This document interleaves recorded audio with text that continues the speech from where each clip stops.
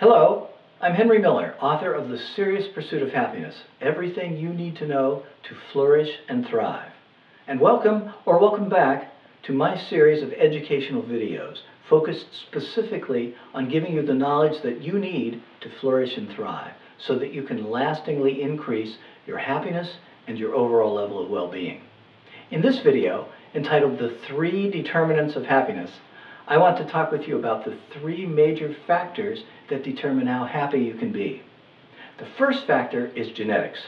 Yes, it's hard to believe, but happiness, it turns out, is heritable. Studies of identical twins have confirmed that genetics makes up an estimated 50%, 1/2, of your happiness potential. This is based on your genetic inheritance. Most psychologists believe that there is a set point or set range of happiness that we are born with and to which we tend to return either after a low in our life or after a high in our life. As with most things in life, there is the good news and the bad news about this set point or set range of happiness that we're born with.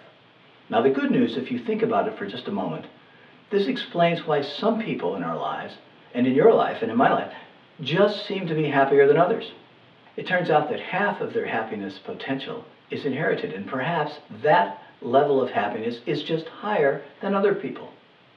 A second piece of good news is that this fact that genetics accounts for 50% of our happiness potential lets us be comforted, no matter where we are on the happiness scale, that this is just the way we are.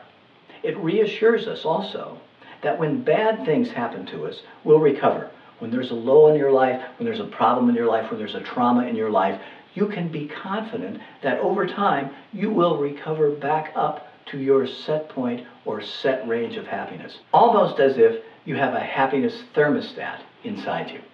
And another piece of good news about your genetic inheritance is that traits like happiness are not as hardwired as, for instance, eye color or height or weight. It turns out that heritability does not mean immutability. The fact that you can inherit a certain predisposition for a level of happiness doesn't mean that you can't also change that level of happiness that you're born with. Now, the bad news is, of course, that you no longer have unlimited potential to increase your happiness throughout your life. Many of us have thought this and believed this for a long time in the absence of science. If I just did this, if I just did that, then I could increase my happiness dramatically. But you can increase your happiness, but not an unlimited level of potential. The second major factor that determines your happiness are your life circumstances, your upbringing, your current situation in life right now. And contrary to what you might think, this accounts for only 10% of your happiness potential, just 10%. I know many of you spend time, I know that many of us have spent time in our life trying to understand our past and deal with our present and the traumas and the dramas that face us in everyday life, wondering and wishing and hoping that somehow we could get by those so that we could live a happier life. But all of this situation, researchers say, only accounts for 10% of our happiness potential. So the remaining 40%, almost half of your happiness potential, is determined by you. It's determined by your intentional thoughts, your intentional actions, your intentional being. What type of a person are you going to be? And what you do with your life intentionally. How you think, how you act, who you are, and what you do. This is 40% of your happiness. Sonia Lyubomirsky, author of the great book, The How of Happiness, terms this the 40% solution. Now, in our case, what I'm wanting you to do is fill up this 40% of your happiness potential with 6 imperatives. 6. First one is, continue to seek pleasure. Of course, pleasure makes us feel happy. It does for all of us, you and me and everybody. But do so within limits. Don't limit your serious pursuit of happiness to just pleasure. Second, focus on intentionally thinking in happy ways. Third, focus on intentionally acting in happy ways. Imitate what happy people do. Remember, this is how you're affecting the 40% of your happiness that you control.